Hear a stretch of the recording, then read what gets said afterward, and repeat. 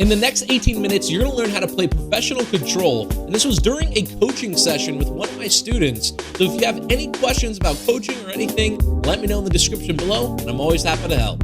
Other than that, enjoy the video. On defense, you pretty much always want an AR playing this lane over here, the boat lane, and then you want an AR over here playing the P1 lane, and then the two SMG players are either dropping down P4 and then flanking the enemy's building, or they're pushing up middle, flanking the enemy's building. And then, of course, if like the enemies are attacking B, obviously this AR would be like, yo, I need help. And then these guys would drop down P4, flank them, or come from top middle, flank them, while this guy pushes up. So this is a very simple map when it comes to control.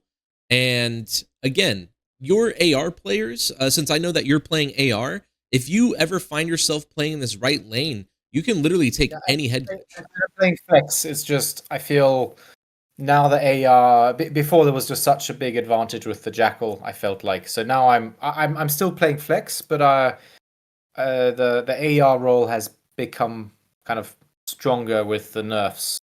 Perfect. Yeah. No, absolutely. I mean, honestly, the Jackal is still broken, so I'm glad you're still flexing. Especially when you're in like a P4 for protocol hardpoint. Oh my gosh, yeah, pull out that Jackal. A fourth Jackal is very important. Now, talking about these AR positions, literally that's your job as the AR player, is you hold down this entire right lane for your team.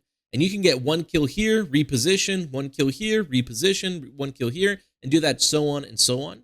And then the exact same thing can happen on the other side, where you can either go top building, you can go on the outer side. Once we get kills, you can push up to P1. You can sit on this head glitch. You could push down into the helicopter. There's a few other head glitches down here. This is literally the job of the AR players in this game, is to just play these positions, don't die, and give info, while the SMG players, like I said, they go down P4 and they camp inside of this building the entire time. And like, this is the ideal way to play protocol defense, is because when we have these two players in here, again, this AR player will be like, all right, yo, they're hitting A, I need help. And then both of these SMGs can flank together, get these kills. And then when we kill these enemies, obviously they're going to spawn in the back again. They would get back into the building, play their lives, and then same thing will happen. This guy will say, yo, I need help right lane, because these guys are pushing up. They can flank. Or they can come from top middle, shoot from top middle. And then obviously the last thing that these enemies are going to do is they're going to push inside their own building, which at that point, ideally the SMG players are winning, maybe a 2-for-1 trade. So like, let's say maybe we kill 3 of them, but then both of us die. At least we now know this last guy alive, he's either going spiral, or if he challenges left, he's dead. If he challenges out middle, he's dead. Just very, very simple way of playing this map. Now, talking about the spawns real quick. Just a question. Yeah, please. One of my friends, he keeps on telling me I'm doing it wrong, and I keep on telling him I'm doing it right.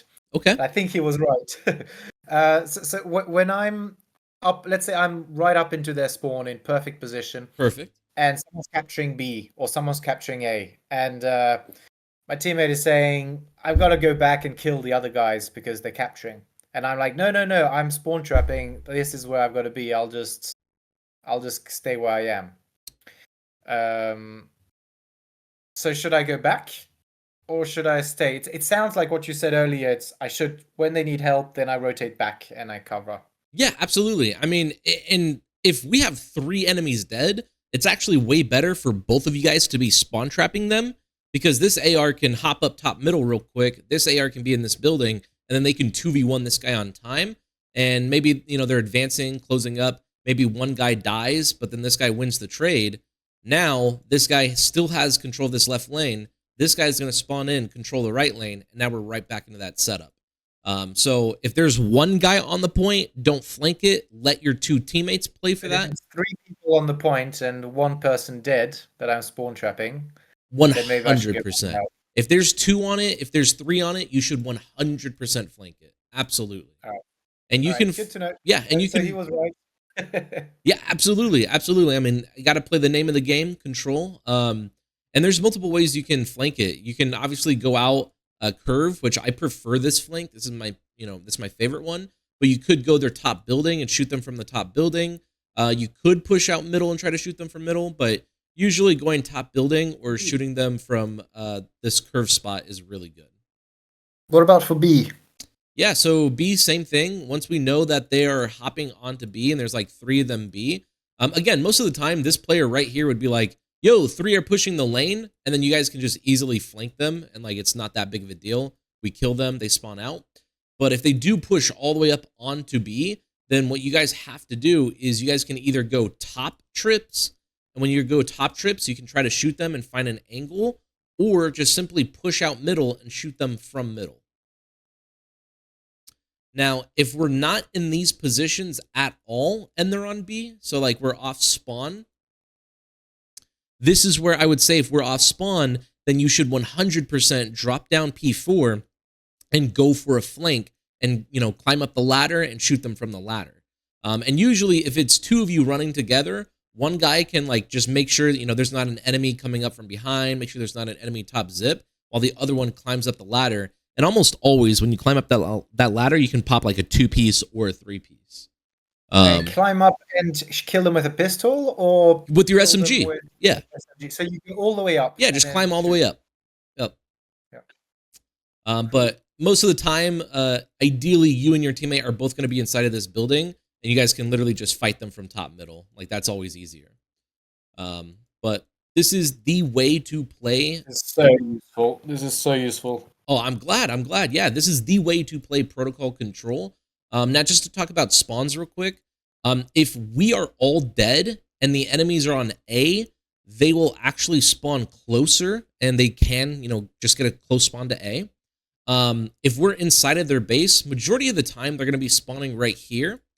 Now, if we do have a player that pushes up like helipad, or if he pushes up to curve, literally any direction right here, or like if you guys flank and kill these enemies off of A, and you guys are in this position, you will now spawn the enemies in this top corner over here, which is actually very beneficial for this AR, because this AR can literally see them spawning in and can shoot them off of their spawn. So those are the spawns. Now, if you guys actually get inside of their spawn and you're like literally in their spawn like this, then they will spawn literally their top building right here. Or not their top building, but they'll spawn like top spiral. Which they only spawn here if you're literally in the back and blocking the spawns. Which most of the time you shouldn't be doing, just because the game is very simple. You get a kill, play your life, just wait.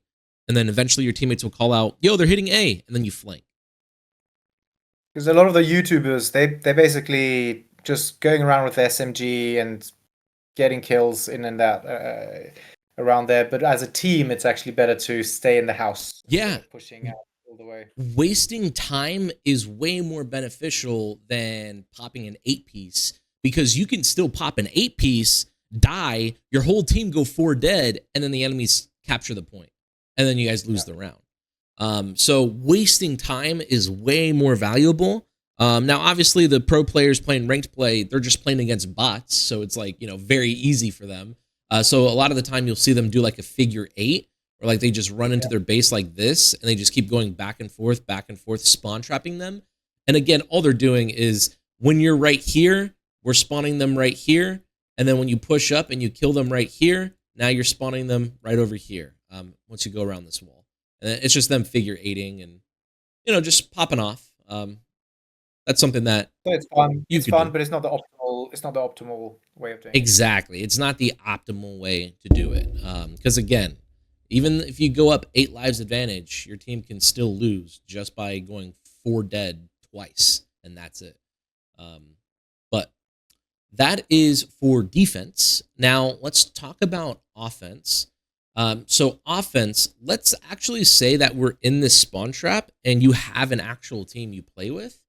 Usually when we're in the spawn trap, you kind of just want to hold pre-aims and take your time, because especially in ranked play, these enemies will push out and try to get a freebie.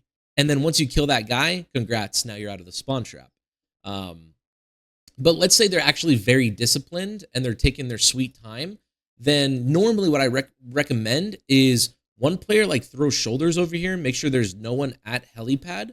And if there is, we send one guy to go all the way down here, climb up the ladder, and then kill this guy out of helipad. And now he just needs to play his life in heli, because most of these enemies are going to be like tweaking and thinking that they're getting out. So they may turn around. And at this point, we can 3v2 inside of our building. Once we 3v2 inside of our building, now the last part of this is, once again, if you're an SMG, you're hitting P4. When you hit P4, now you have a decision. Are we capturing A or are we capturing B? I usually recommend capturing A first. It just makes the game easier. So you should go inside of their dubs building. And once you get inside of their dubs building, same thing. Maybe these guys are sitting middle. Maybe they're sitting on P1. Look out middle. Look for these kills. Boom. We kill both of these enemies. They're dead. And now you just maintain control of this building while your teammates stack the point. And like, that is your job as the SMG player. Stay in the building is your suggestion. What'd you say? Your suggestion for the person who's up front is to stay in the building? 100%. This is the most important thing you need to control first before you capture A. You have to get control of this building first. And once you get the kills, then the others will spawn more towards tower, right? So exactly. I'll be shooting them in the back quite late. Is that right? So I'll keep it and then wait until I hear that. So like the second you get inside of this building, every kill we get, they spawn right over here. Yeah. And then your job is to literally just sit in the doorway and pre-aim down the staircase right here. And now you make it impossible for these enemies to rotate back and shoot your teammates. Because if you see them, you'll call them out. Top of the stairs. Am I pre-aiming the stairs or am I? Okay, so I'm at the window. I'm at the window now. You can be at the window. You can be the bottom floor looking out the back doors. If you really wanted to, you could push up here. But I would only recommend this if you have an AR. But yeah, the whole point is just you cut off this entire side of the map. And now all your teammates need to do is look forward. Look middle. And again, the whole point of you spawning them over here is everyone else is spawning right here. So then we can just easily push up to A. Yeah. Now, these enemies, obviously, they're going to, hit routes. They could wrap back, but they probably won't in ranked play. And most of the time, they're probably going to go top tower right here. And you may get shot up close. They will go hop up right here and go lip. They will try to go middle. And then, of course, the last thing they can do is they can go top trips, or they can go all the way through and then flank curve. Which, at this point, it's pretty simple. You just have one player watch the full pinch, one player hold top trips, and then one player can cut all of middle. And now we have everything covered. We stack the point, we capture the point, and once we capture the point, now we can start talking about capturing B. Which, capturing B, all you literally have to do now is just go for a full flank into their base. Every kill you get, you now spawn the enemies all the way down over here. And you basically just want to maintain this position the entire time. And your teammates, they can literally play top middle and just keep playing top middle. Usually you may want to dedicate one player to go P4 just in case these enemies go P4. But all you have to do at this point is literally play kills, get 3 to 4 dead. Once we have 3 to 4 dead, everyone can stack the point on B, and then you can back up, stack the point, and it's almost impossible for them to get to the point when they spawn all the way out over here. Now, kills. Yeah. Do you and you end up being 2-2. You haven't actually captured all the ticks. If you win on kills, do you automatically get all the ticks? No, you don't get any ticks if you win off of kills. You didn't get any ticks, even the ones you already captured. If you kill all 30 enemies and you didn't get 1 tick, you have 0 ticks. If you got 3 ticks, then you still have 3 ticks. You still have 3 ticks, yep. So towards the end, you actually want to. You don't want to. Let's say it's 1v10, and the person who's aiming for 1 would try and get as many ticks as possible. Okay, just an example. If I'm defending and there's 10 people, they have 10 lives. I'm the last person alive. I should kill myself. 100%.